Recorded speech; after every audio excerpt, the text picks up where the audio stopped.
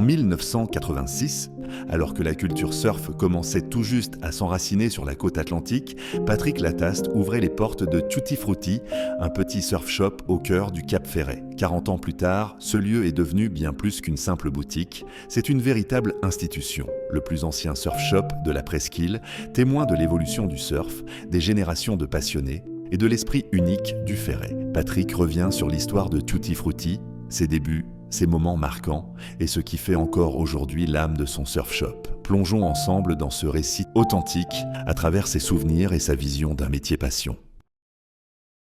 Peux-tu présenter ton surf shop en quelques mots ? Alors, mon surf shop, en quelques mots, c'est 40 ans, donc disons que c'est mon home, ça a été mon refuge, mon sanctuaire aussi. Voilà, 40 ans après, je m'y sens toujours aussi bien.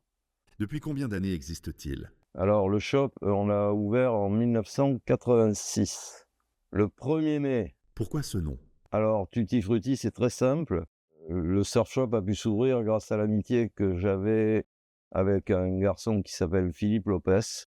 Philippe Lopez avait créé en 1980 la toute première marque de surfwear français, Tutti Frutti Surfwear. Comment t'es venue l'idée d'ouvrir un surf shop à l'époque ? En fait, l'idée est plutôt venue de Fifi, et, et moi je m'ennuyais dans le business du vin, et je lui ai dit, écoute, s'il y a besoin de quelqu'un, je suis prêt à foncer, quoi. Comment s'est passée la création concrètement ? Trouver un local, convaincre ta famille, premier stock, financement ? Ouais, alors tout ça, c'est une histoire de pur hasard. Je veux dire, un an avant, je m'attendais pas du tout à ce que ce surf shop démarre. On a réuni toutes nos économies avec ma femme, Catherine, enfin, qui allait devenir ma femme à la fin de la première année du magasin. Et on avait 1500 € d'économies à tous les deux.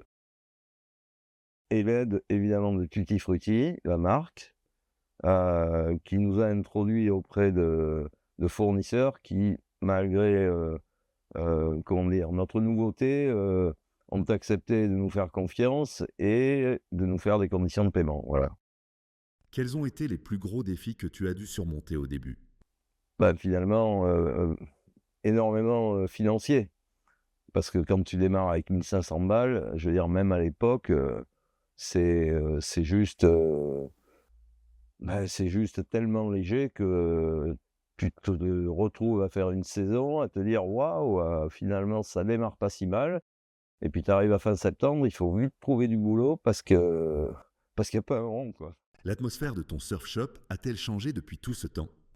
L'atmosphère, je pense que non, je pense qu'on l'a relativement maintenue, et la pourquoi je crois que c'est le cas, c'est à travers les gens qui étaient là, les gamins qui étaient là, qui avaient 10 ans quand j'ai ouvert. Aujourd'hui, ils repassent. C'est la 40e saison. Ils ont 50 balais. Ils m'ont amené leurs gamins. Et c'est que du bonheur, quoi. Quels produits vendais-tu au début et maintenant ? Oh, c'est resté un peu, alors au départ, évidemment, que du vêtement Tutti Frutti.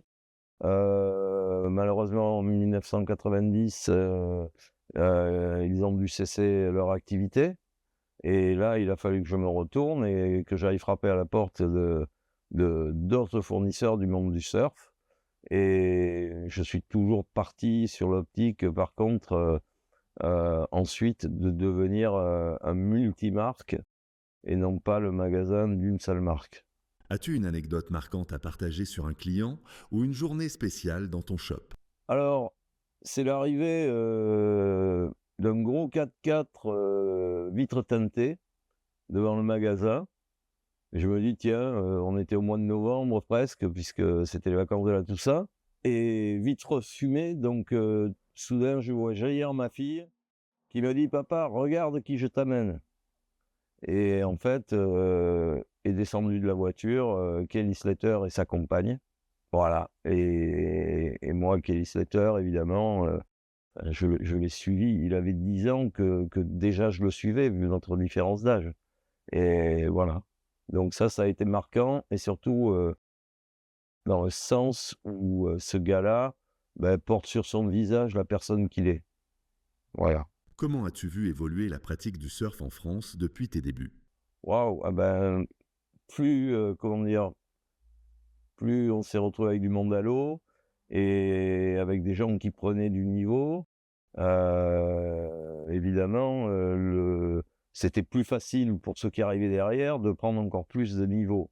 Nous, quand on a commencé, je veux dire, je parle avant le surf shop, on était peut-être, allez, j'oserais dire peut-être une trentaine, mais vraiment c'est le max, répartis sur toute la presqu'île et on était à peu près tous aussi mauvais les uns que les autres, mais on avait une foi inouïe. Qu'est-ce qui a changé dans ta manière de travailler ou dans les attentes de tes clients? Bon, dans ma meilleure manière de travailler, j'ai toujours gardé mon petit côté bordélique, bon, disons que si on devait dessiner, faire un truc en bande dessinée, à propos du magasin, ben, on dirait, que tout d'un coup il est plus, carré, il est rond et et ça dépasse de tous les côtés, quoi. Y a-t-il une période ou un moment qui reste gravé pour toi? Ouais, ça dépend si on parle du bon ou du moins bon. Pour le bon, je parlerai de la célébration des 30 ans de Tutti Frutti, où se sont rencontrés dans une compétition de surf complètement fantaisiste, heu, tous ceux qui étaient nés avant les 30 ans et ceux qui étaient nés après les 30 ans, voilà et ça a été une journée, qui a été portée, je dirais, essentiellement par ma fille puisque, un an auparavant, on avait connu, voilà, l'épisode, à peu près le plus douloureux de ma vie, quoi. Y a-t-il une personne rencontrée grâce au surf shop qui t'a marqué? Bah, là, j'aurais presque envie de dire, tellement de gens, qui sont arrivés de nulle part, voilà, des gens avec qui on se sent en osmose spontanément, qui partagent, ma passion du surf ou juste, certaines valeurs humaines, donc là, c'est un peu, bah, comme l'indique le nom du surf shop, Tutti Frutti, c'est voilà, c'est tous les fruits, c'est tous les styles qui se mélangent, c'est vrai aussi dans la musique qu'on écoute. Quels sont tes projets pour le shop dans les années à venir? Ah, beh, là, au bout de 40 saisons, hem, je pense qu'on est quand même un petit peu, au bout du parcours, donc je sais pas ce qui arrivera demain, mais je pense qu'à 66 ans, il est peut-être temps que je pense à prendre, des vacances. Que souhaites-tu transmettre aux jeunes surfeurs qui poussent la porte de ton shop aujourd'hui? Bah, à peu près la même chose, qu'en 86 ou les années qui ont suivi, où j'avais une ribambelle de gens dont tu as fait partie. Heu, on avait la télé dans le shop. J'avais, toujours toutes les dernières vidéos.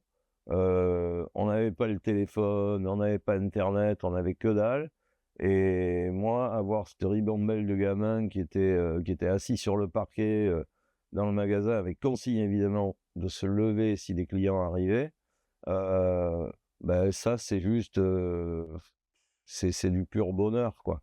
Ça sera sans doute, partie de mes plus grands souvenirs. Aujourd'hui, c'est quelque chose qui est plus possible. L'image, elle est partout, chacun peut regarder ce qu'il veut sur son téléphone. Donc la magie qu'on était capable d'offrir à cette époque-là, heu, bah, c'est plus vraiment pareil, quoi. Les gens les gens sont plus, ouais, ils sont nourris d'images, quoi.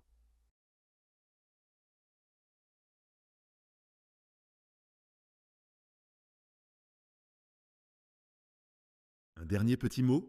Bah, Surf Session, c'est pas compliqué. Je crois qu'on est nés à peu près, en même temps ou pas loin puisque, moi j'ai démarré en 86 et si je dis pas de bêtises, vous êtes très, très voisins, je crois, en date de création. Donc, bah, évidemment, heureux d'avoir eu un magazine français, heu moi, je me nourrissais, uniquement sur, Surfer Magazine et Surfing Magazine, qui étaient les 2 magazines américains de l'époque et j'en ai une collection phénoménale et je pense que j'ai la en tout cas sur, ouais, tous les débuts de Surf Session, je dois avoir, ouais, un certain nombre, de magazines, qui ont été empilés, dans une armoire secrète. Voilà.